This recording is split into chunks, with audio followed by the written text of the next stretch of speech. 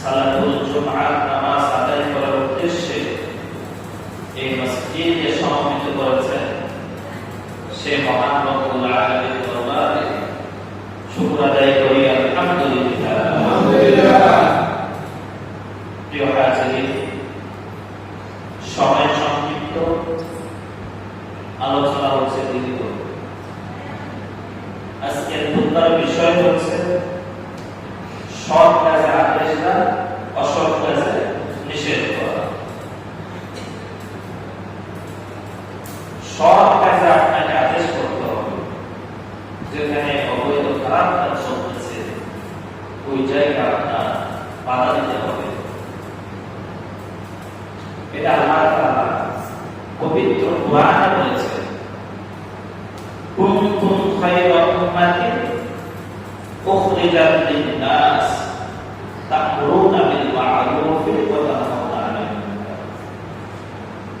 তোমাদের মধ্যে এমন একটি দল থাকা দরকার, এমন একটি গোষ্ঠী থাকা দরকার যে গোষ্ঠীটা সৎ কাজে আদেশ করবে এবং অসৎ কাজে নিষেধ করবে। এই কোরআনুল কারীমের আয়াতটা দুনিয়ার মুসলিম জাতিকে সকলকে উদ্দেশ্য করে বুঝিয়েছে। কারণ এই পৃথিবীর মধ্যে আরো অনেক জাতি রয়েছে, তারা খারাপ কাজ করে, বিভিন্ন অবৈধ পথে চলে। তাদেরকে সৎ কাজের আদেশ, ভালো ভালো কাজগুলো উল্লেখ করে তাদেরকে সৎ পথে আনতে হবে। এটা হচ্ছে আল্লাহ তাআলার আদেশ। আল্লাহ তাআলা এটাও বলেছেন, সূরা লুকমানের মধ্যে পাওয়া যায়। পবিত্র কালামুল্লাহ শরীফে যতগুলো সূরা দিয়েছেন তার মধ্যে ব্যক্তিগত করে আল্লাহ তাআলা 6-8টি সূরা নাযিল করেছেন। কয়টি সূরা বললাম? 8টি ব্যক্তিগত করে। তার মধ্যে পরিবেশ সম্পর্কে আল্লাহ তাআলা 2টি সূরা অবতীর্ণ করেছেন। একটা হয়েছে মহিলাবাদী, আরেকজন হয়েছে পুরুষবাদী।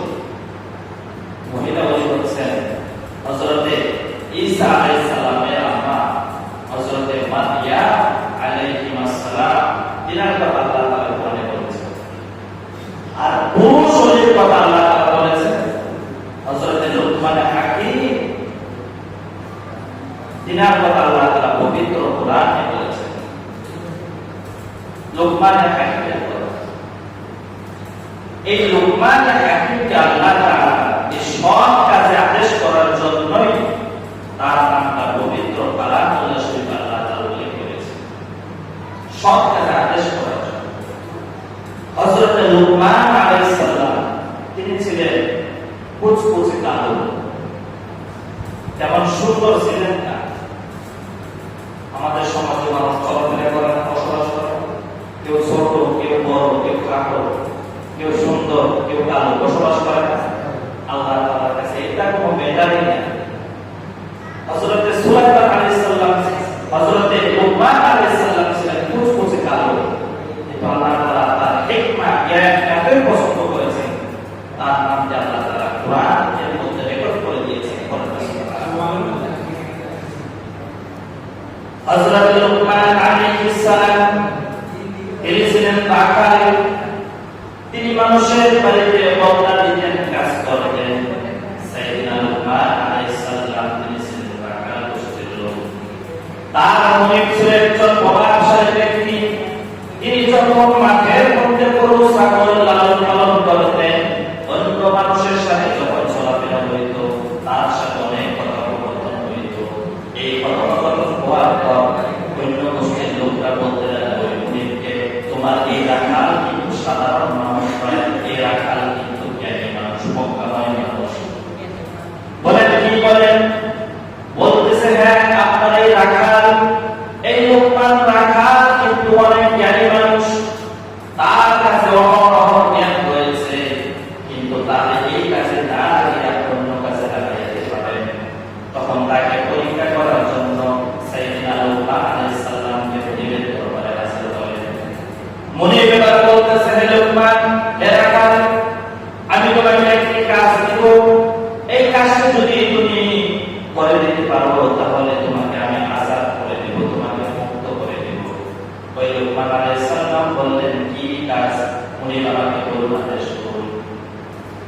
আদেশ করতেছি প্রথম নম্বরে তুমি যাও একটি গরু থেকে, একটি খাসি থেকে, দুইটা প্রাণী থেকে তুমি দুটি জিনিস নিয়ে আসবা।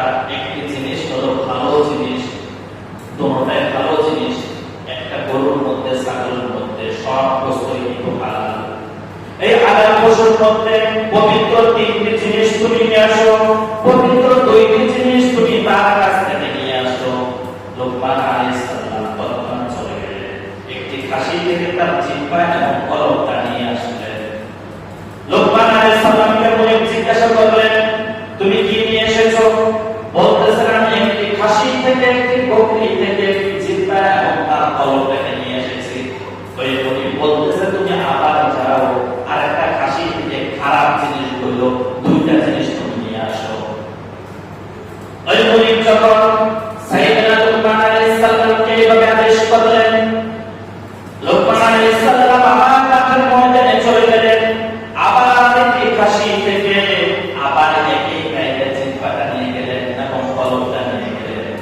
এবার লোকমান আলাইহিস সালাম যখন একই জিনিস দুইবারে নবীর দরবারে হাজির করলেন, উনি এবার প্রশ্ন করলেন, ভালো জিনিসটা প্রথমটা বুঝলাম, কিন্তু তুমি যে দ্বিতীয়বার এনেছো এটাও তো ভালো জিনিস, এটা কেন খারাপ? তুমি এটা কেন আনলা? আমি তোমাকে উপদেশ দিয়েছিলাম তুমি খারাপ জিনিসটা এবারে আনবে, তুমি কেন এটা আনলে? তখন সাইয়েদনা লোকমান আলাইহিস সালাম জবাব করলেন, যে জিনিসটা এনেছি, যে জিনিসটা আমি এনেছি, এই মুখের জিহ্বা যদি ভালো হয়ে থাকে, সর্বদা ভালো পবিত্র হয়ে থাকে, এই মুখের জিহ্বায় সর্বদা ভালো কাজে থাকবে।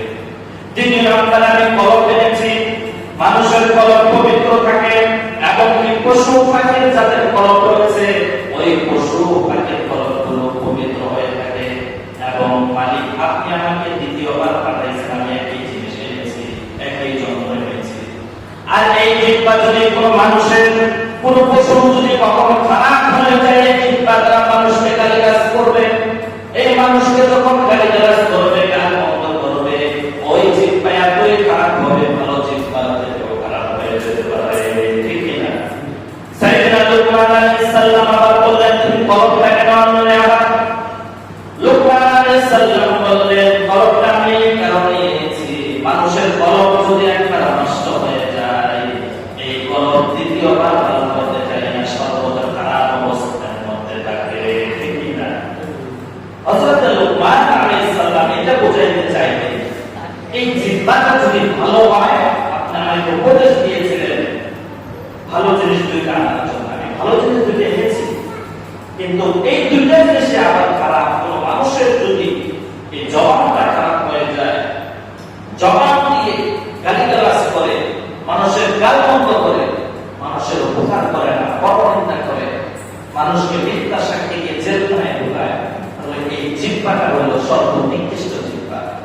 আর এই কলমটাই পবিত্র তখনই, এই কলমটা যখন আল্লাহ তাআলার ইবাদত মাশগুলে থাকবে, আল্লাহ তাআলার ইবাদতে লিপ্ত থাকবে, তখন এই কলমটা আপনার পবিত্র থাকবে। আর এই কলমটা তখনই অপবিত্র হয়ে যাবে, তখনই নিকৃষ্ট হয়ে যাবে, যখন কলমটার মধ্যে জেনা, ব্যভিচার, খারাপ কাজ, অশ্লীলতা, ব্যয়াপনা এগুলো বৃদ্ধি পেয়ে যাবে। এই কলমটা হয়ে যাবে সর্বনিকৃষ্ট পরমা সরকার। কত সুন্দর জবাব! তখন লোকমান আলাইহিস সালাম ওই বনে বলতেছে, হে লোকমান, আজকে থেকে তোমাকে আমি রাখাল রাখবো না, তুমি চলে যাও, তোমাকে আমি আযাদ করে দিলাম। তুমি যে দৃষ্টান্ত আমাকে দেখাইছো, এই দৃষ্টান্ত দিয়ে তুমি মানুষকে সৎ কাজে আদেশ করবে এবং অসৎ কাজে নিষেধ করবে। আমার ভাইরা বুঝাইতে চাইছিলাম, মানুষকে সৎ কাজে আদেশ দিতে হবে এবং অসৎ কাজে আপনাকে নিষেধ করতে হবে।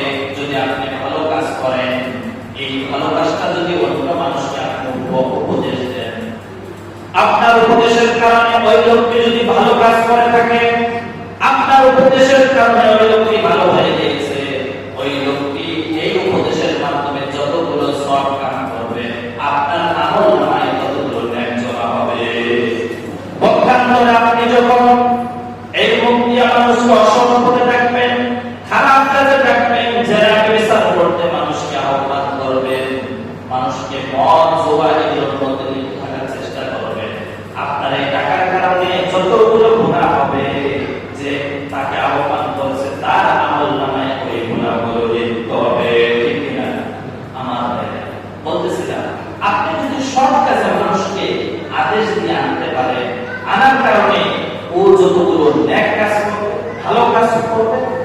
সওয়াবগুলো অর্জন করবে, এই সওয়াবের ভাগীদার আপনিও হবেন।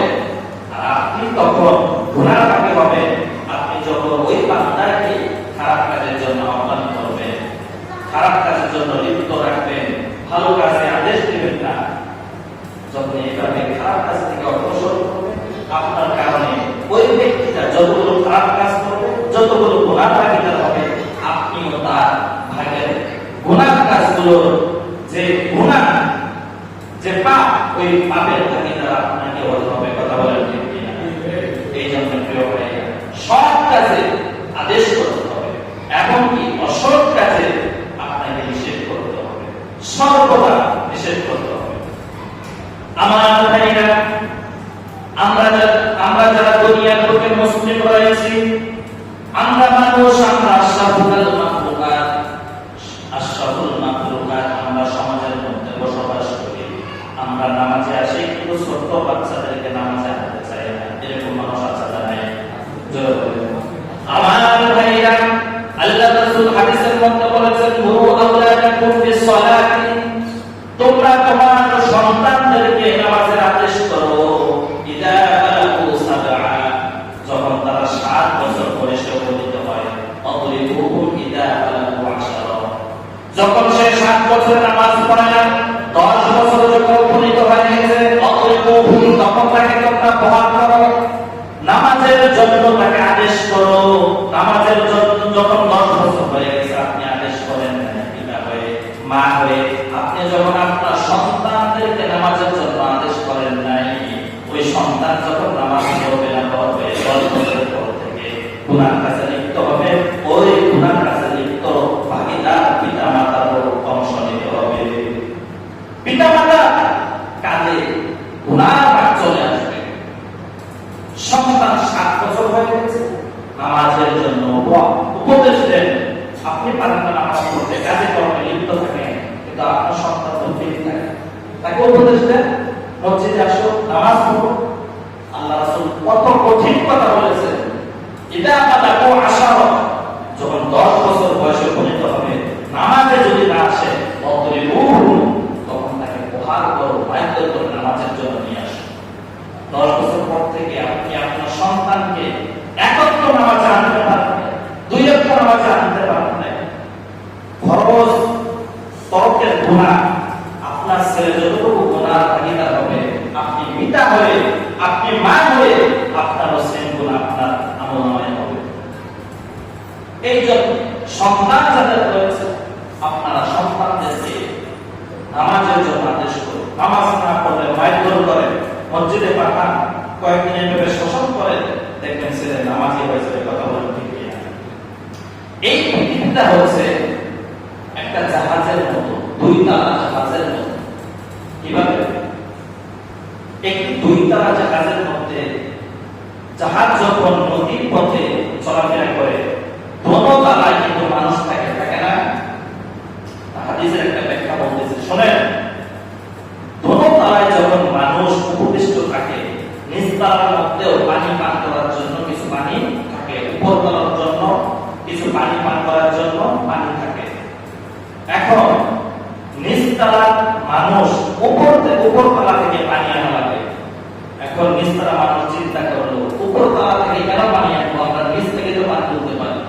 তখন সে কি করলো, জাহাজটা গুপ্ত করতে লাগলো, খনন করতে লাগলো নিচ দিয়ে। এবার আপনারা বলুন তো, জাহাজটা যদি খনন করা হয়, জাহাজ ডুববে না থাকবে? জোরে বলেন। এখন ডুবলে সে একা মরবে না, সবাইকে নিয়ে মরবে? সবাইকে নিয়ে মরবে না। এই দুনিয়াটা হচ্ছে এরকম। একজন মানুষ অসৎ কাজ করতেছে, আপনি যদি তাকে অসৎ কাজ থেকে বিরত না করেন, গজব শুধু তার একাকি আসবে না, আমাদের সকলের কিন্তু আসবে, সকলের আসবে, একাকিত্বটা আসবে না। আমার ভাইরা, একটি হাদিসের মধ্যে পাওয়া যায়, সাইয়েদনা জিবরাইল আলাইহিস সালামকে আল্লাহ তাআলা বললেন, হে জিবরাইল, দুনিয়ার বুকে যাও, এমন একটি দেশ আছে, এমন একটি এলাকা আছে, ওই এলাকা তোমরা উল্টিয়ে দাও। সাইয়েদনা জিবরাইল আলাইহিস সালাম বললেন, ওই এলাকার মধ্যে এমন এক বান্দা রয়েছে, যে বান্দা প্রতিনিয়ত তিনি আপনার কাছে লিপ্ত,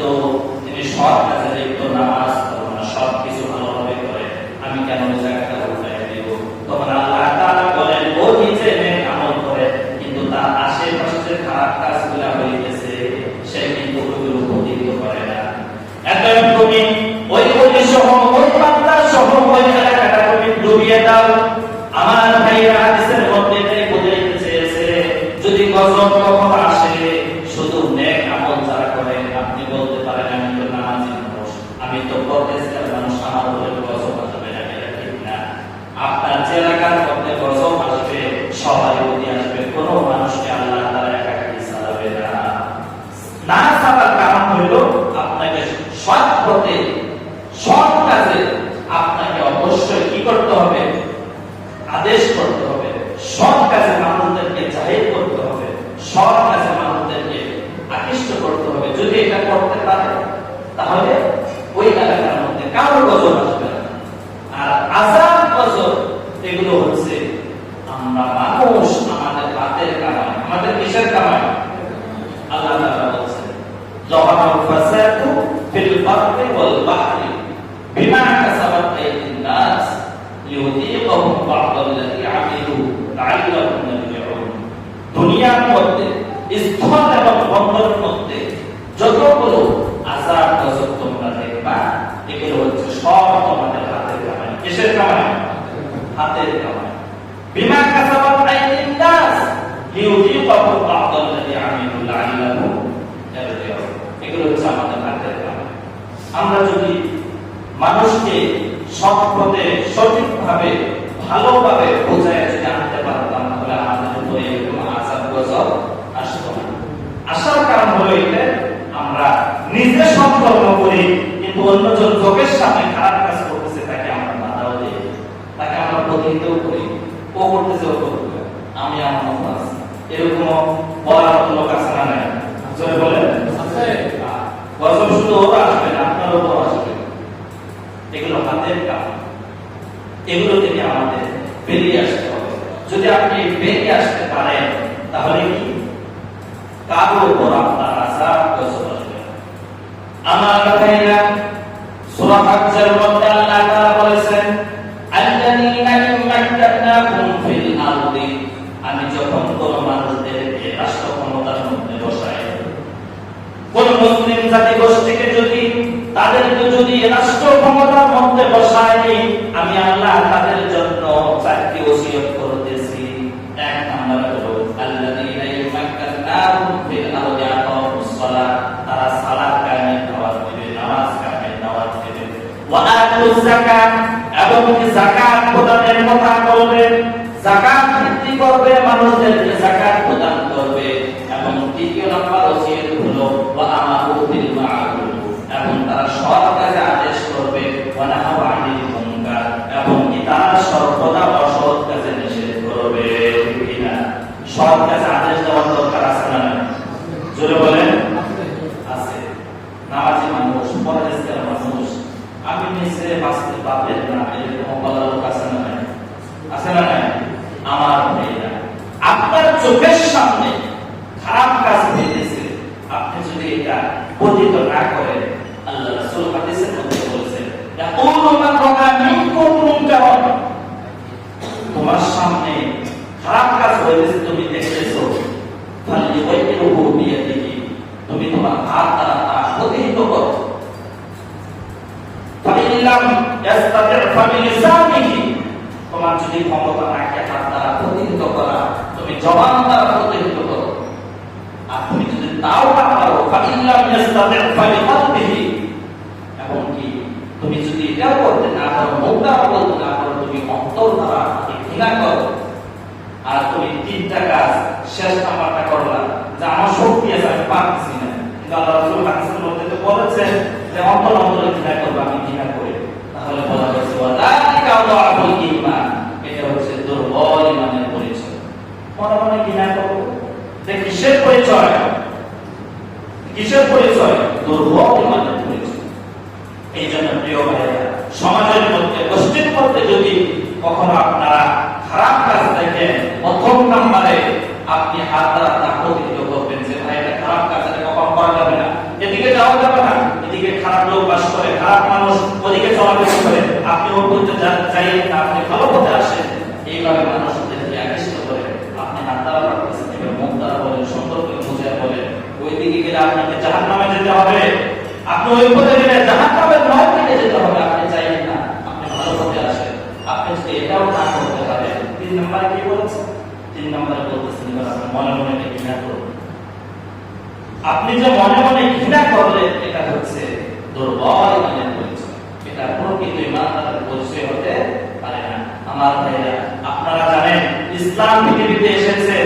দুর্বল ঈমানের মাধ্যমে নয়, জিহাদের মাধ্যমে, যুদ্ধের মাধ্যমে ইসলামকে আমরা অটোমেটিক পেয়ে গেছি।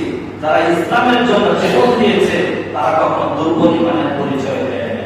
তারা হাত দ্বারা প্রতিহত করেছে, হাত দ্বারা না পারলে মুখ দিয়েও তারা প্রতিহত করেছে, এবং মুখ দিয়ে না পারলে কিন্তু ফাইলাম ইয়াস্তাতি'উ ভাবে কলবি অন্তর দিয়ে ঘৃণা করে নাই, যুদ্ধের ময়দানে নেমে দিয়েছে।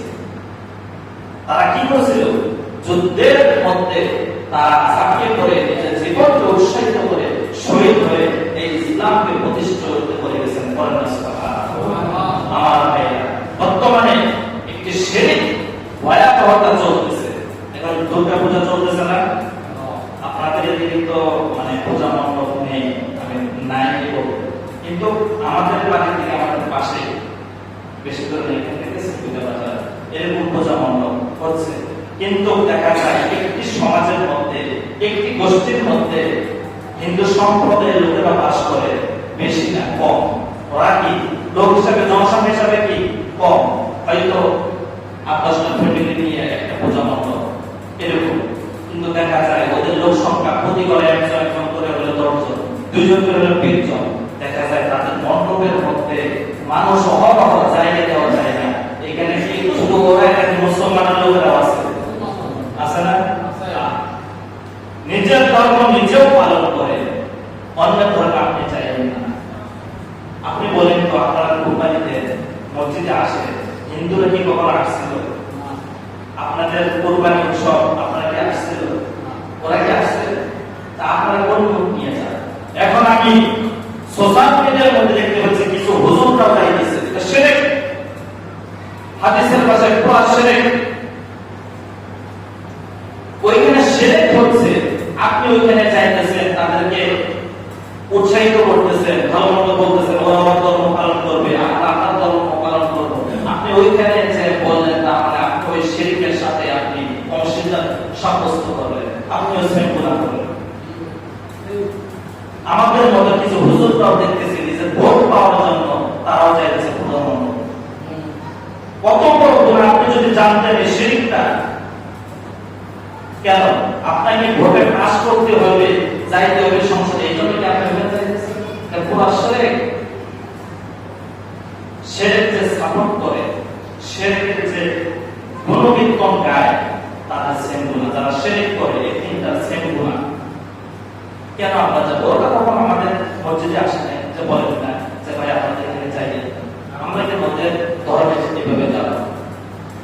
ঈমানকে তাজা করুন, ঈমানকে দৃঢ় করুন। ঈমান এত দুর্বল হলে আপনি জান্নাতে যেতে পারবেন, কখনো জান্নাতে যেতে পারবেন না। আগে হাদিস বুঝবেন, মাসালা বুঝবেন, এরপর আপনারা যাবেন। অনেক বলে এটা সংখ্যালঘু, এরকম ওদেরকে চাইতে হবে, এটাও আপনি করবেন। আপনি ওদেরকে ভালোবাসেন, এটা পাশ থেকে করবেন। আপনি শিরকের স্থানে যাই কেন আপনি বলবেন? বোঝা হচ্ছে ওইখানে কেন যাবেন না? বোঝা শেষ হয়ে গেছে, বলা যেতে পারবেন না। কখনো ওই সময় যান নাই, খোঁজ খবর নেন নাই। ওরা তো আপনার প্রতিবেশী, হক আছে না? প্রতিবেশীর প্রতি হক আছে না? তা আপনার বোঝার সময় যাইতে অন্য টাইমে তো আপনাকে দেখে নেই, কখনো যাই। এগুলো ভাওতাটা যে ইসলামকে নিয়ে তামাশা, যারা এগুলো করতেছে তারা ইসলাম বিদ্বেষী কাজ করতেছে। এটা তারা কখনো এই শিরকের প্রতি আস্থা রেখে তারা জান্নাতে যেতে পারবে না। এটা ভয়াবহ শিরক। হযরত লুকমান আলাইহিস সালাম তার ছেলেকে তিনি 10টা উপদেশ দিয়েছিলেন, তার মধ্যে একটা উপদেশ হলো লা তুশরিক বিল্লাহ, তুমি কখনো আল্লাহর সাথে শিরক করবে না, শিরক স্থাপন করবে না। এখন আপনারা বলতে পারেন আমরা তো কখনো যাই না, মন্দিরেও যাই না, এখন পূজা মণ্ডপেও যাই না, আমরা তো স্থাপন করি না, আমাদের এখানে এগুলো নাই। কিন্তু একটু বিবেক খাটায় চিন্তা করেন, আপনিও কিন্তু এই শিরকের কাছে লিপ্ত আছেন। কিভাবে? আপনি কিন্তু ওইখানে জান্নাত থেকে, কিন্তু আপনার ঘরের মধ্যে সন্ধ্যাবেলা এবং রাতের মধ্যে ইন্ডিয়ার চ্যানেলগুলোর পূজা রমরম এগুলো চলে কি চলে না? আপনি যদি সাপোর্ট না করতেন, আপনি এটা ঘরে বসে দেখতেন না। এটা কিন্তু আপনি শিরকের অন্তর্ভুক্ত হয়ে যাচ্ছে। আপনারা ভালো লাগে দেখছেন, যে কোনো জিনিস, যে কোনো ছবি যদি ভালো না লাগে কেউ এটা দেখবে না। আপনি রমরম করতেছেন, পূজা করতেছেন, দেবদেবী বিবাহ সাজায় রাখতেছেন, আপনি দেখতেছেন, মজা পাইতেছেন, তৃপ্তি পাইতেছেন, এটা কিন্তু আপনি সাপোর্ট করতেছেন। ওই সাপোর্টটা কিন্তু আপনার শিরকের গুনার মধ্যে লিপ্ত হবে। এটা আপনাদের প্রশ্ন আসতেই পারে, হুজুর আমাদের এখানে মন্দির নেই, আমরা চাই না, কিন্তু একটু চিন্তা করেন আমাদের ঘরের মধ্যে মা বোন এগুলো দেখে কি দেখে না? জোরে বলেন দেখে। এগুলো কি করতেছে? এগুলো শিরক না? এগুলা মূর্তি পূজা কি শিরক? কিন্তু ওরা শিরক করতেছে আর আপনি দেখে আনন্দ উপভোগ করতেছেন, আপনিও শিরকের গুনাহে লিপ্ত হচ্ছেন। এখন এটা বলতে পারেন আমরা তো করতেছি, আমরা দেখতেছি, আপনি দেখে কি করেন? অবশ্যই মজা পাইতেছেন, অবশ্যই কিছু এখান থেকে তৃপ্তি পাইতেছেন, তাহলে এটাও কি আপনার শিরকের গুনাহে লিপ্ত হবে। এই জন্য লুকমান হাকিম তার ছেলেকে প্রথম নাম্বার উপদেশ এটাই দিয়েছিল, লা তুশরিক বিল্লাহ, এবং কখনো শিরক করবে না। শুধু শিরক পূজা মণ্ডপে জায়গা পায় না, ঘরের মধ্যেও হয়, বাড়ির মধ্যেও হয়, সব অবস্থায় শিরক হয়।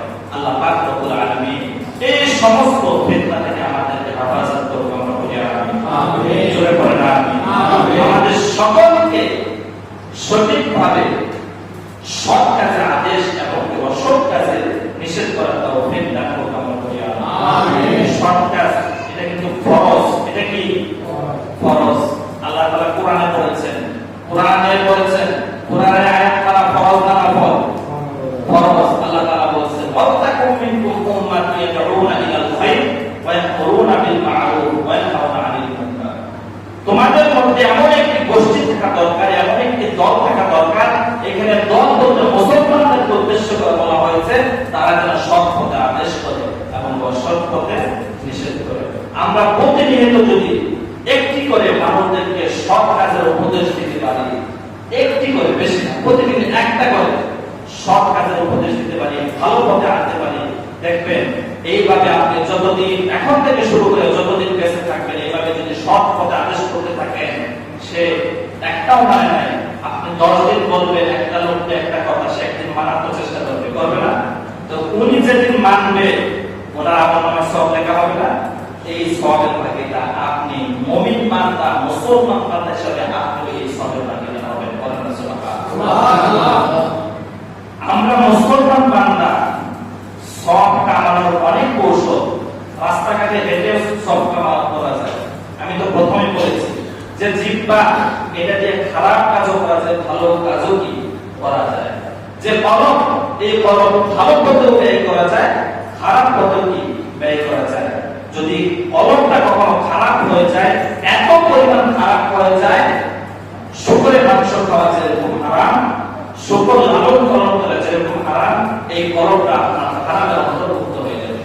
আর এই জিহ্বা তখনই হারাম হবে যখন এই জিহ্বাটা আল্লাহ তাআলার নাম বলবেন না, সমাজে মানুষদেরকে ভালো কাজে উৎসাহিত করবেন না, সর্বদা আপনি খারাপ কাজের মধ্যে লিপ্ত থাকেন, খারাপ কাজ থেকে থাকেন, এই জিহ্বাটা হবে সর্বনিকৃষ্ট। আর এই জিহ্বা কলমটা যদি পবিত্র হয়ে থাকে, সর্বোত্তম ভাবে পবিত্র হবে।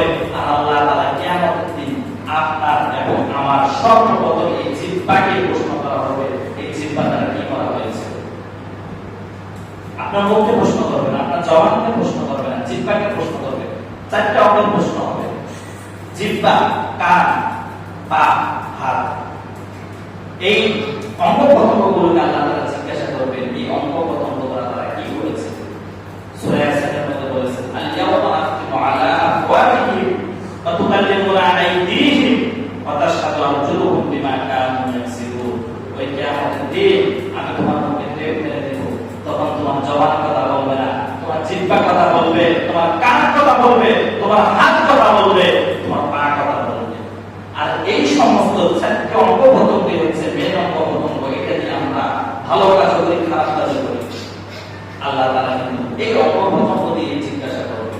আল্লাহ পাক রব্বুল আলামিন আমাদের সকলকে সৎ পথে থেকে সৎ পথে আদেশ করার তৌফিক দান করুন, আমরা বলি আমিন। আরো জোরে বলেন আমিন। আমিন। অনেকে মনে করেন আমি সৎ কাজ করি না, কিন্তু সুন্দর সুন্দর ভাষণ দেয়, সুন্দর সুন্দর কথা বলে, আচ্ছা না, নিজে কিন্তু ভালো কাজ একটাও করে, ভালো কাজের কিনা দিয়াও নাই, কিন্তু মানুষদেরকে সুন্দর সুন্দর কথা বলে, মানুষদেরকে ভালো কাজ করে না, কিন্তু নিজে এটা করেন না। তার জন্য শাস্তি হয়েছে। হযরত জাবের রাদিয়াল্লাহু আনহু থেকে বর্ণিত, তিনি হাদিসের মধ্যে বলেছেন, আল্লাহ রাসূলকে বলতে শুনেছেন, হাদিসটা করবে, মানুষদেরকে সৎ কাজে আদেশ দেয়, নিজে করে না, ভালো ভালো কথা বলে কিন্তু নিজের কিনার দিন নাই ভালো কাজের মধ্যে, তার শাস্তি হচ্ছে তাদেরকে সৎ কাজে আদেশ দিত, তারা যখন জাহান্নামে যাবে, সৎ কাজ মানে আদেশ দিত মানে জাহান্নামে যাবে, তখন ওই যে সৎ কাজের আদেশ দিছিল সেও দেখবে জাহান্নামে। তখন ওই লোক জিজ্ঞাসা করবে, ওই লোক বলে আপনি না আমাদেরকে সৎ কাজে আদেশ দিতেন, আপনি নিজে মানেন না, নিজে কিন্তু যোগ্য।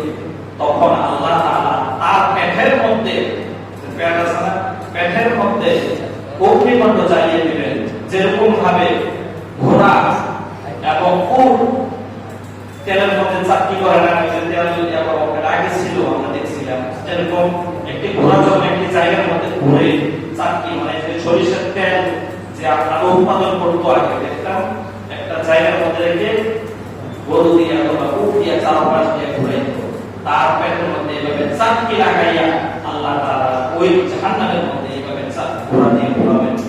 কত বড় শাস্তি! এই কারণে প্রিয় ভাইরা, নিজে আমল করবেন, মানুষদেরকে সৎ কাজে আদেশ করবেন এবং অসৎ কাজে নিষেধ করবেন। আপনি যদি এই আমলটা করেন, অবশ্যই অবশ্যই হাদিস অনুযায়ী, কোরআন অনুযায়ী শুধু এইটাই করেন, দেখবেন এই আমলের বিনিময়ে আল্লাহ তাআলা কাল কিয়ামতের দিন আপনাকে আমাকে জান্নাতের অধিবাসী করবেন। সুবহানাল্লাহ।